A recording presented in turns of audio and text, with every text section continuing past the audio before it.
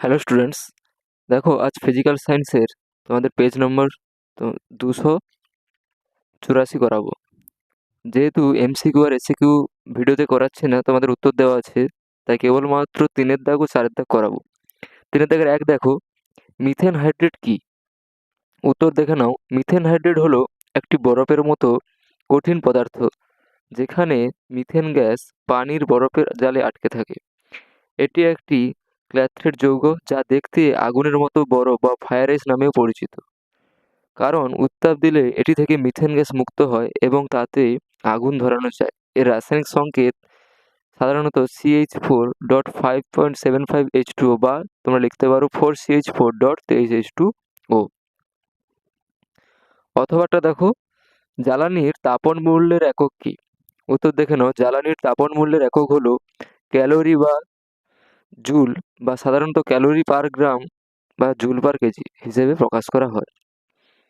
তাহলে উত্তরটা লিখবে কি? জ্বালানি তাপন মূল্যের একক এসআই একক হচ্ছে জুল পার কেজি, আর সিজে একক হচ্ছে ক্যালোরি পার গ্রাম। 3 থেকে 2 দেখো, উষ্ণতার পরম স্কেল বলতে কি বোঝো? স্থির চাপে নির্দিষ্ট ভরের গ্যাসের আয়তন ভি ও পরম উষ্ণতার টি লেখচিত্র আঁকো। দেখো, উষ্ণতার পরম স্কেল হলো এমন একটি তাপমাত্রা পরিমাপের পদ্ধতি যেখানে সর্বনিম্ন সম্ভাব্য তাপমাত্রা বা পরম শূন্যকে 0 ডিগ্রি হিসেবে ধরা হয়, যা -273.15 এর সমান।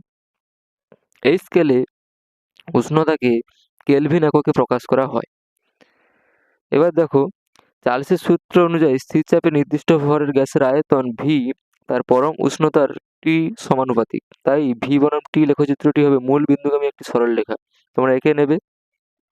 তারপরে দেখো কি বলেছে, যে উত্তর লেন্সের সাহায্যে সমশীর্ষ প্রতিবিম্বের রশ্মিচিত্র এঁকে দেখাও। এর একটি ব্যবহারিক প্রয়োগ উল্লেখ করো। তাহলে সমশীর্ষ, সেখানে তোমরা দেখতে এটা আগেও হয়ে গেছে, যে উত্তর লেন্সের সাহায্যে কি করে বিবর্ধিত সমশীর্ষ প্রতিবিম্ব পাওয়া যায়, এবং ব্যবহারিক প্রয়োগ হচ্ছে কি? বিবর্ধক কাঁচ অনুবীক্ষণ যন্ত্র হিসেবে ব্যবহার করা হয়। এটা আগেও যেহেতু হয়েছে আর বোঝাচ্ছি না। তারপরে দেখো, অথবা দেখো, স্নেলের সূত্রের সাহায্যে আলোর বিচ্ছুরণ ব্যাখ্যা করো। আলোর বিচ্ছুরণ ব্যাখ্যায় স্নেলের সূত্র গুরুত্বপূর্ণ, কারণ এটি প্রতিসরাঙ্ক এবং আলোর তরঙ্গদৈর্ঘ্যের উপর নির্ভর করে। স্নেলের সূত্র হলো মিউ সমান সাইন আই বাই সাইন আর। যেহেতু বিভিন্ন বর্ণের আলোর জন্য মাধ্যমের প্রতিসরাঙ্ক ভিন্ন হয়, তাই সাদা আলোক রশ্মি প্রিজমে আপতিত হলে প্রতিটি রঙের আলোর জন্য প্রতিসরণ কোণ ভিন্ন হয়। ফলে আলোর বিচ্ছুরণ বা বিচ্ছুরিত হয়ে বর্ণালী তৈরি করে। তারপর দেখো 3 থেকে 4 দেখো, ফ্লেমিং এর বামহস্ত নিয়মটি লেখো। দেখো, এটাও আগে অনেকবার হয়ে গেছে, তোমরা লিখে নেবে যাদের হয়নি। 3 থেকে 5 দেখো, আয়নীয় যৌগগুলি কঠিন অবস্থায় তড়িৎ পরিবহন করে না, কিন্তু গলিত বা জলে দ্রবীভূত অবস্থায় তড়িৎ পরিবহন করে কেন? উত্তর দেখে নাও। আয়নীয় যৌগগুলি কঠিন অবস্থায় তড়িৎ পরিবহন করে না, কারণ তাদের আয়নগুলি একটি নির্দিষ্ট কেলাস কাঠামোতে দৃঢ়ভাবে আবদ্ধ থাকে এবং মুক্তভাবে চলাচল করতে পারে না। কিন্তু গলিত বা জলে দ্রবীভূত অবস্থায় এই আয়নগুলি মুক্ত হয়ে যায় এবং সহজেই চলাচল করতে পারে, যার ফলে তড়িৎ পরিবহনে সম্ভব হয়। অথবাটা দেখো, দুটি আয়নীয় যৌগের নাম লেখো যেখানে অষ্টক পূর্তি ঘটে না। তাহলে উত্তর কি হবে? দুটি আয়নীয় যৌগ যেখানে অষ্টক পূর্তি ঘটে না, সেগুলো হলো লিথিয়াম ক্লোরাইড এবং বেরিলিয়াম ক্লোরাইড। Li+ আয়নে ইলেকট্রন সংখ্যা 2 এবং Be2+ আয়নে ইলেকট্রন সংখ্যা 2, যা অষ্টক পূর্তি নয় বরং হিলিয়ামের ন্যায় ইলেকট্রন বিন্যাস। আচ্ছা, তারপরে দেখো NH3 লুইস ডট, এটাও আগে অনেকবার হয়ে গেছে, তোমরা এঁকে নেবে যে 3টা হাইড্রোজেনের সাথে এক বন্ধন করে আর একটা নিঃসঙ্গ ইলেকট্রন জোড় থাকে। 3 থেকে 7 দেখো, উত্তপ্ত ক্যালসিয়াম ধাতুর উপর দিয়ে N2 গ্যাস চালনা করলে কি ঘটবে সমীকরণ সহ লেখো। উত্তরটা দেখে নাও। উত্তপ্ত ক্যালসিয়াম ধাতুর ওপর দিয়ে নাইট্রোজেন গ্যাস চালনা করলে ক্যালসিয়াম নাইট্রেট উৎপন্ন হবে। সমীকরণটা দেখো, 3Ca+N2 থেকে Ca3N2। অথবাটা কি বলছে? NH3 এর বিজারণ ধর্মের প্রমাণ দাও। উত্তর দেখো, অ্যামোনিয়া একটি শক্তিশালী বিজারক পদার্থ। এর বিজারণ ধর্মের একটি উল্লেখযোগ্য প্রমাণ হলো উত্তপ্ত কিউপ্রিক অক্সাইডকে সিইউও তামা বা কপারে বিজারিত করে। বিক্রিয়া: উত্তপ্ত কিউপ্রিক অক্সাইডের উপর দিয়ে অ্যামোনিয়া গ্যাস চালনা করলে কিউপ্রিক অক্সাইড বিজারিত হয়ে লালচে বাদামি রঙের কপার ধাতুতে পরিণত হয় এবং অ্যামোনিয়া জারিত হয়ে নাইট্রোজেন গ্যাসে পরিণত হয়। সমীকরণটা দেখে নাও। 3CuO প্লাস 2NH3 থেকে 3Cu plus N2 plus 3H2O। পর্যবেক্ষণ কি বলছে? এই বিক্রিয়ায় কালো রঙের কিউপ্রিক অক্সাইড লালচে বাদামি রঙের কপারে পরিণত হয়, যা অ্যামোনিয়ার বিজারণ ধর্ম প্রমাণ করে।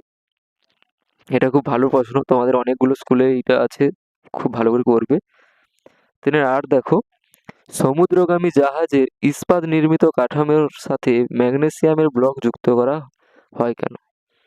দেখো, সমুদ্রগামী জাহাজের ইস্পাত নির্মিত কাঠামোর সাথে ম্যাগনেসিয়ামের ব্লক যুক্ত করা হয় কারণ এটি ইস্পাতের মরিচা পড়া রোধ করে।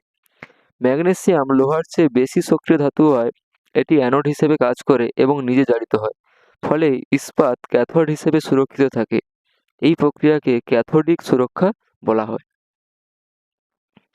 9 দেখো, কিভাবে পরিবর্তিত করবে ইথানল থেকে ইথিলিন আর ইথানল থেকে ইথানল অ্যাসিটেট? প্রথমটা দেখো, ইথানল থেকে ইথিলিন কি করে পাবো? ইথানলকে গাঢ় সালফিউরিক অ্যাসিডের সাথে উত্তপ্ত করলে ইথিলিন উৎপন্ন হয়। বিক্রিয়াটা তোমাদের জেনে রাখতে হবে। CH3CH2OH থেকে H2SO4 এবং 170 ডিগ্রি C দিলে CH2 double bond CH2 plus H2O। আরেকটা দেখো, ইথানল থেকে ইথানল অ্যাসিটেট। ইথানলকে ইথানোয়িক অ্যাসিডের সাথে সামান্য গাঢ় সালফিউরিক অ্যাসিডের উপস্থিতিতে উত্তপ্ত করলে ইথাইল অ্যাসিটেট উৎপন্ন হয়। এটি একটি এস্টেরিফিকেশন বিক্রিয়া।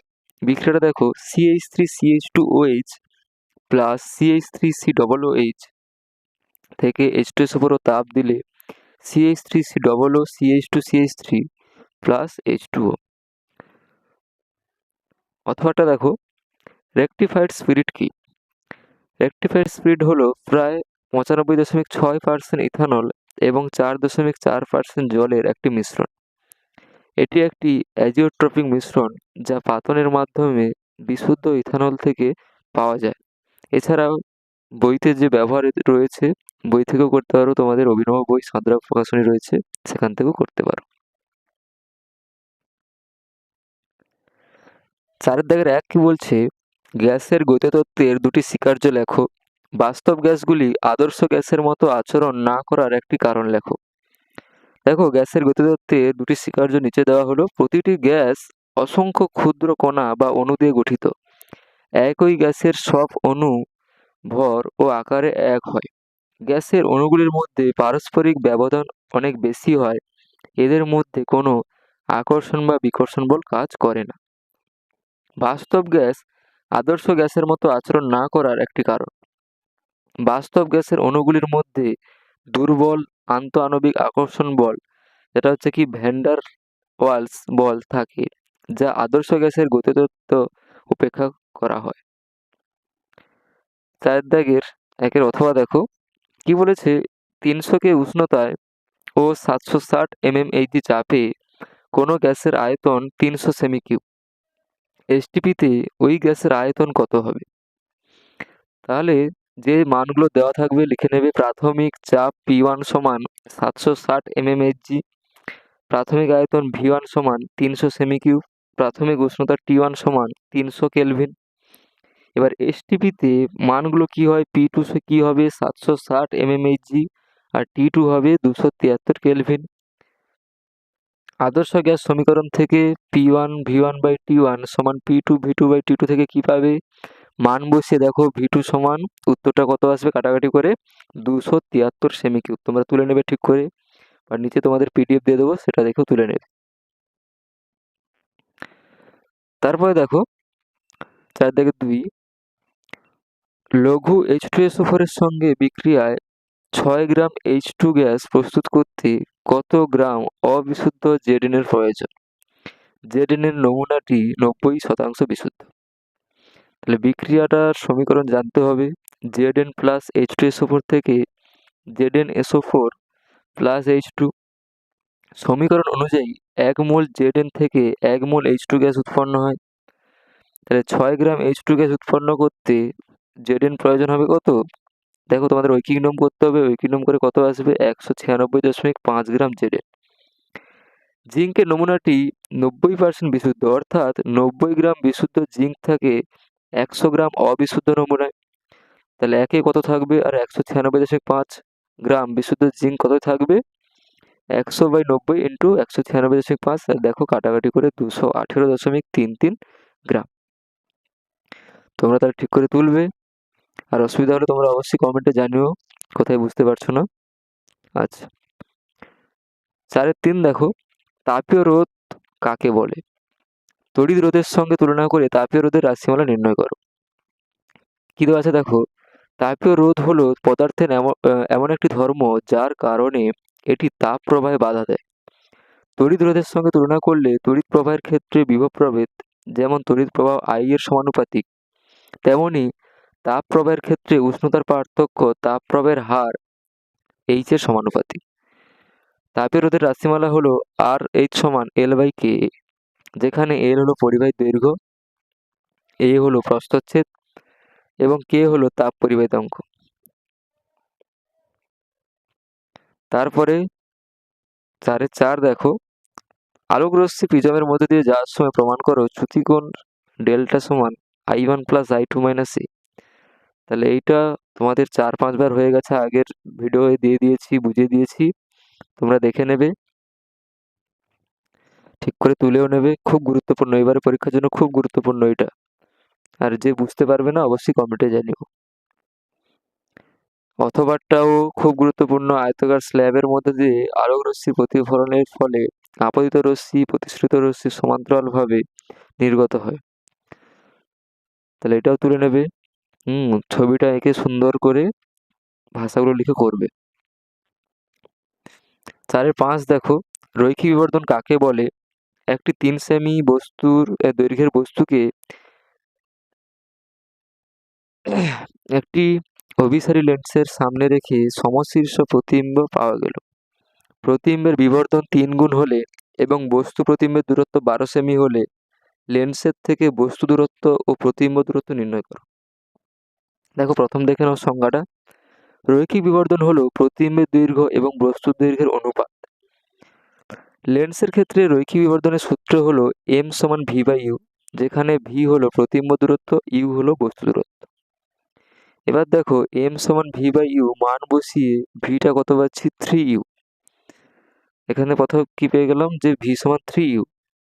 যেহেতু প্রতিবিম্ব সমশীর্ষ বিবর্ধিত, এটি অসৎ প্রতিবিম্ব এবং লেন্সের একই পাশে গঠিত হয়, তাই বস্তু ও প্রতিবিম্বের মধ্যে দূরত্ব d সমান v মাইনাস u হবে। তাহলে 12 সমান 3u মাইনাস u, তাহলে 12 সমান 2u, তাহলে u সমান 6 সেমি। আর v সমান কত হবে? 3u আগে পেয়ে গেছি, তাহলে 3 গুণিতক 6 সমান 18 সেমি। ঠিক করে তুলে নেবে। তাহলে উত্তরটা কি আসছে? লেন্স থেকে বস্তু দূরত্ব 6 সেমি এবং প্রতিবিম্ব দূরত্ব 18 সেমি। 4-6 দেখো, তড়িৎ চুম্বকীয় আবেশ সংক্রান্ত ফ্যারাডের সূত্র দুটি লেখো। চিত্রসহ ডিসি মোটরের কার্যপ্রণালী ব্যাখ্যা করো। তাহলে ফ্যারাডের সূত্র আগেও হয়ে গেছে, আর বলছি না। ডিসি মোটরের কার্যপ্রণালী দেখো। ডিসি মোটরে একটি আর্মেচার একটি শক্তিশালী স্থায়ী চুম্বকের মেরুদয়ের মধ্যে স্থাপন করা হয়। যখন আর্মেচারের মধ্য দিয়ে তড়িৎ প্রবাহ পাঠানো হয় তখন আর্মেচার কুণ্ডলী একটি বল অনুভব করে ফ্লেমিংয়ের বাম হস্ত নিয়ম অনুযায়ী। এই বলের কারণে কুণ্ডলীটি ঘুরতে শুরু করে। একটি স্প্লিট রিংয়ের কমিউটেটর প্রতিটি অর্ধ আবর্তনের পর কুণ্ডলীতে তড়িৎ প্রবাহের দিক পরিবর্তন করে, যার ফলে কুণ্ডলীটি ক্রমাগত একই দিকে ঘুরতে থাকে। চিত্রটা আঁকা সম্ভব হয়নি, তোমরা ওই বই থেকে, অভিনব বই থেকে বা যে তোমাদের বই আছে সেখান থেকে চিত্রটা এঁকে নেবে।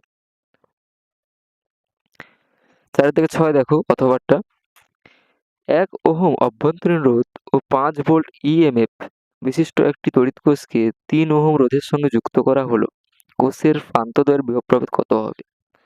তাহলে কি কি মান দেওয়া আছে? অভ্যন্তরীণ রোধ R সমান 1 ওহম, E সমান 5 ভোল্ট, বহিস্থ রোধ R সমান 3 ওহম। তাহলে মোট রোধ R টোটাল সমান R প্লাস R সমান 4 ওহম। তাহলে I সমান কি হবে E/R, তাহলে 5/4 সমান কত বেরোবে 1.25 অ্যাম্পিয়ার। আর বলেছে বিভব প্রভেদ কত হবে, তাহলে V সমান কি জানি ওহমের সূত্র অনুযায়ী V সমান IR, তাহলে 1.25 ইন্টু আর মানে এখানে ক্যাপিটাল আর বহিঃস্থ রোধ, তাহলে গুণ করলে 3.75 ভোল্ট তুলে নাও, তাহলে বিভব প্রভেদ হচ্ছে 3.75 ভোল্ট। তারপরে 4-7 দেখো, পরিবাহীর রোধ পরিবাহীর দৈর্ঘ্য প্রস্থচ্ছেদের ওপর কিভাবে নির্ভর করে, তাহলে দৈর্ঘ্যের সাথে কি জানি সমানুপাতিক আর প্রস্থচ্ছেদের সাথে ব্যস্তানুপাতিক। এবার বলেছে রোধাঙ্ক কাকে বলে, বৈদ্যুতিক হিটারে ব্যবহৃত তারটির উপাদান লেখো। দেখো এই দুটি সম্পর্ককে একত্রিত করলে পাওয়া যায় R সমান রো ইন্টু L/A, যেখানে রো হলো রোধাঙ্ক। তাহলে রোধাঙ্কের সংজ্ঞাটা দেখে নাও, একক দৈর্ঘ্য ও একক প্রস্থচ্ছেদ বিশিষ্ট কোনো পরিবাহী রোধ। পাঠ কোশ্চেন দেখো যেটা আছে, হিটারে সাধারণত নাইক্রোম তার ব্যবহার করা হয়, যা নিকেল, ক্রোমিয়াম এবং লোহার একটি সংকর ধাতু। তাহলে উপাদানগুলি কি কি হবে, নিকেল, ক্রোমিয়াম এবং লোহার একটি সংকর ধাতু। 8 ভর ত্রুটি ও বন্ধন শক্তি কাকে বলে, যেটা আগেও তোমাদের হয়ে গেছে বলে দিয়েছি, যাদের হয়নি তুলে নেবে। এম ভর বিশিষ্ট XAZ নিউক্লিয়াসের ভর ত্রুটি ও বন্ধন শক্তি নির্ণয় করো। প্রতিটি প্রোটনের ভর MP এবং প্রতিটি নিউট্রনের ভর MN। তাহলে ভর ত্রুটি দেখে নাও, সূত্রটা কি হবে, যে পারমাণবিক সংখ্যা যেটা প্রোটন সংখ্যা ইন্টু প্রোটনের ভর, তাহলে Z into MP plus neutron সংখ্যা ইন্টু নিউট্রনের ভর, তাহলে নিউট্রন সংখ্যা কি হবে A-Z ইন্টু MN।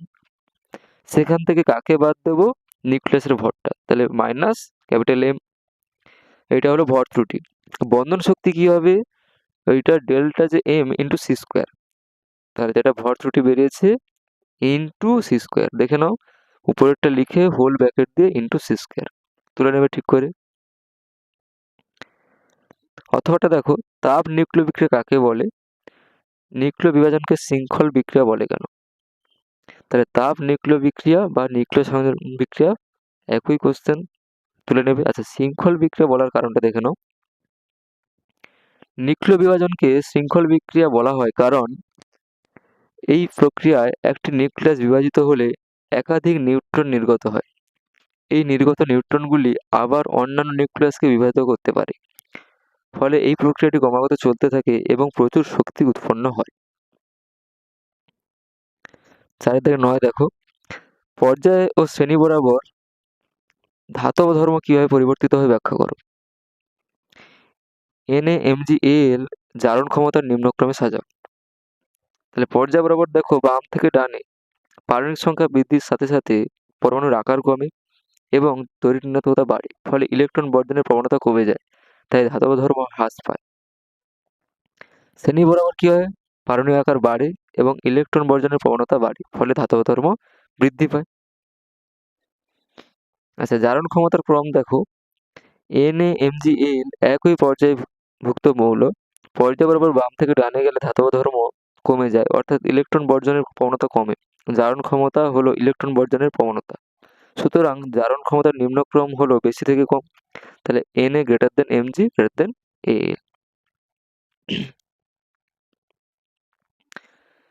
অথবাটা দেখো ওই ধারে কি আছে, পর্যায় সারণীতে মৌলগুলির আকার বাঁ দিক থেকে ডান দিকে এবং উপর থেকে নিচের দিকে কিভাবে এবং কেন পরিবর্তিত হয়।